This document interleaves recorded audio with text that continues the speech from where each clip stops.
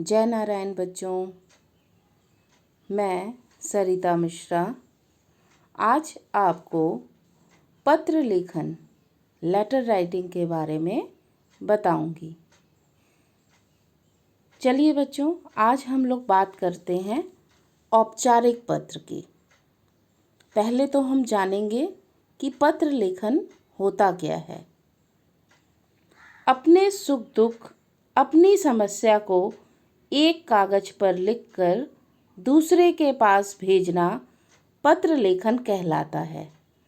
बच्चों, पत्रों की आवश्यकता समाज में सबको पड़ती है। बड़े बड़े लेखकों से लेकर साधारण पढ़े लिखे व्यक्ति तक को पत्र लिखने की आवश्यकता होती है। अतः पत्र लिखने की योग्यता प्राप्त करना अत्यंत आवश्यक है। आजकल हमारे पास बातचीत करने, हालचाल जानने के लिए अनेक आधुनिक साधन हैं, जैसे टेलीफोन, मोबाइल आदि। फिर हम पत्र क्यों लिखते हैं? बच्चों, आज जो हमारे पास साधन उपलब्ध हैं, उसमें ईमेल के रूप में पत्रों का प्रयोग आज पहले के मुकाबले में अधिक हो गया है।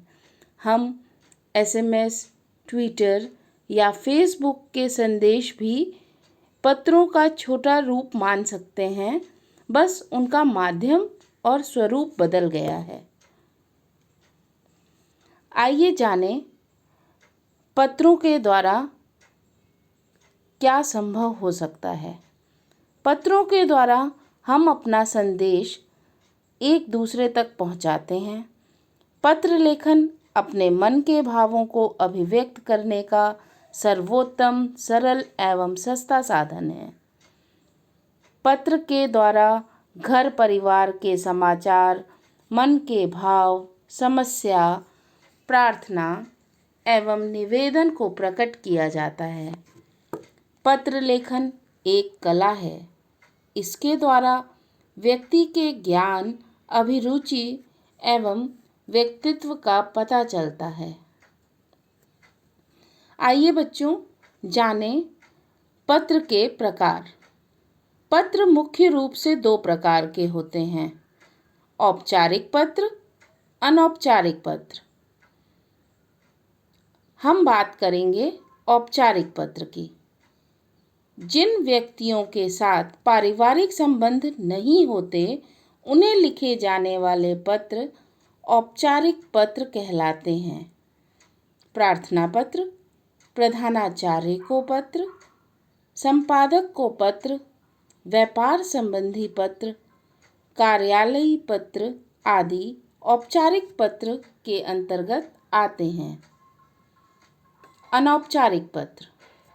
अनौपचारिक पत्र जिन व्यक्तियों के साथ व्यक्तिगत अथवा पारिवारिक संबंध होते हैं, उन्हें लिखे जाने वाले पत्र अनौपचारिक पत्र कहलाते हैं। मित्रों, संबंधियों आदि को लिखे जाने वाले पत्र अनौपचारिक पत्र होते हैं। बच्चों, भाग 1 में हम लोग औपचारिक पत्र की बात करेंगे। अनौपचारिक पत्र हम भाग 2 में बताएंगे। आइए जानते हैं औपचारिक पत्र के भी दो रूप होते हैं। वे कौन से हैं? चलिए मैं आपको बताती हूँ। एक होता है आवेदन पत्र, दूसरा होता है व्यावसायिक पत्र। आवेदन पत्र नौकरी के लिए विभिन्न संस्थानों को अथवा प्रधानाचार्य को अवकाश लेने हेतु जो पत्र लिखे जाते हैं, उन्हें आवेदन पत्र कहते हैं। अपनी अथवा घर के किसी सदस्य की अस्वस्थता के कारण अवकाश लेने हेतु, शुल्क मुक्ति हेतु प्रार्थना करते हुए अथवा घर के किसी भाई बहन, चाचा, मामा आदि की शादी में सम्मिलित होने के लिए प्रधानाचार्य जी से अनुमति प्राप्त करने के लिए साधारणतः ऐसे आवेदन पत्र लिखे जाते हैं।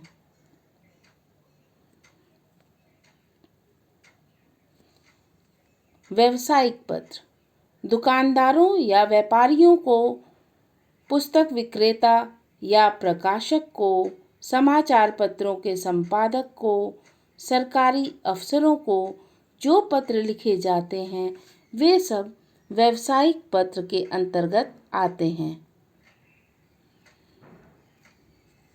औपचारिक पत्र लेखन के मुख्य बिंदु। पहला, बाईं ओर सबसे ऊपर जिसे प्रार्थना पत्र, आवेदन पत्र या कार्यालयी पत्र लिखा जाए उसका पद तथा पता लिखा जाता है। जैसे सेवा में प्रधानाचार्य महोदया, श्री महाप्रभु पब्लिक स्कूल, नारायण आश्रम, शिवकुटी, प्रयागराज। इसके नीचे संबोधन होता है, जैसे महोदय, महोदया, मान्यवर, माननीय, श्रीमान आदि। पत्र के पहले विषय में पत्र लिखने के कारण को भी लिखा जाता है, जैसे अवकाश हेतु प्रार्थना पत्र। चौथा बिंदु है, अगले अनुच्छेद के कारण से संबंधित विषय को विस्तार से लिखा जाता है। जैसे सविनय निवेदन है कि मैं पिछले 2 दिनों से ज्वर से पीड़ित हूँ। डॉक्टर ने 4 दिन तक विश्राम करने के लिए कहा है। पांचवा बिंदु है, अंतिम अनुच्छेद में कार्य करने का अनुरोध किया जाता है और धन्यवाद या आभार व्यक्त किया जाता है। जैसे कृपया मुझे 12 अक्टूबर से 15 अक्टूबर तक अवकाश प्रदान करें, धन्यवाद सहित। इसके पश्चात प्रार्थी, भवदीय, आपका आज्ञाकारी शिष्य, भवदीय, आपका आज्ञाकारिणी शिष्या आदि लिखा जाता है। जैसे आपकी आज्ञाकारिणी शिष्या। इसके पश्चात 7वां बिंदु है, इसके नीचे पत्र लिखने वाला अपना नाम लिखता है। जैसे साक्षी राय, कक्षा 7वीं बा, और अंतिम पंक्ति में दिनांक लिखते हैं। जैसे 13/10/2010। आवश्यकता अनुसार नीचे अपना पता लिखा जाता है। बच्चों, जब औपचारिक पत्र हम परीक्षा भवन में लिखते हैं तो कुछ ध्यान देने योग्य बातें हैं। परीक्षा में औपचारिक पत्र लिखते समय ध्यान देने योग्य बातें। परीक्षा में विद्यार्थी के बारे में गोपनीयता बनाए रखने के लिए बाईं ओर नाम, पता लिखने की अनुमति नहीं दी जाती। अतः स्थान के लिए परीक्षा भवन लिखने की प्रथा विद्यार्थियों में प्रचलित है। दूसरा, यदि प्रार्थना पत्र अपने विद्यालय के प्राचार्य को लिखना हो तो पद और विद्यालय का नाम लिखने के बाद स्थान के बदले अ, ब, स, नगर आदि लिख देना चाहिए। अंत में अपने हस्ताक्षर के साथ क, ख, ग लिखना चाहिए। यहाँ अपना अनुक्रमांक भी नहीं लिखना चाहिए, बल्कि उसके स्थान पर क्रॉस का निशान लगा देना चाहिए। चौथा पॉइंट, कभी कभी परीक्षक प्रश्न में ही पत्र का स्थान और लिखने वाले का नाम भी दे देता है। जैसे मुंबई में रहने वाली विपाशा की ओर से उसकी बड़ी बहन को पत्र लिखिए। ऐसे पत्रों में परीक्षा भवन न लिखकर मुंबई और हस्ताक्षर के स्थान पर विपाशा लिखेंगे। यदि आप प्रधानाचार्य को पत्र लिख रहे हैं तो संबंध में प्रधानाचार्य लिखें तथा संबोधन में श्रीमान, महोदय, आदरणीय आदि लिखें। यदि आप प्रधानाचार्य को लिख रहे हैं तो संबंध में प्रधानाचार्य लिखें तथा संबोधन में श्रीमती, महोदया या आदरणीय शब्द लिखें। अभिवादन में कुछ न लिखें। इसके बाद समापन में यदि आप छात्र हैं तो भवदीय, आपका आज्ञाकारी, प्रार्थी आदि लिखें।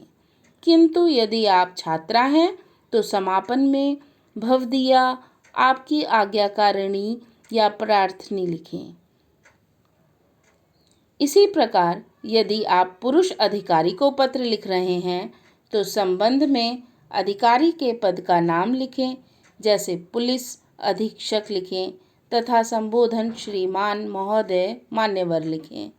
अभिवादन में कुछ ना लिखें। किंतु यदि अधिकारी स्त्री है तो संबंध में पुलिस अधीक्षिका लिखें, संबोधन में श्रीमती या महोदया लिखें, अभिवादन में कुछ ना लिखें और समापन में भवदीय प्रार्थी लिखें। किंतु यदि आप स्त्री हैं तो भवदीया लिखें।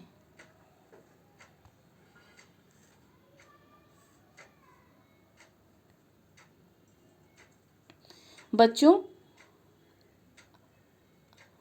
आप घर में औपचारिक पत्र लिखकर अभ्यास करेंगे। धन्यवाद बच्चों।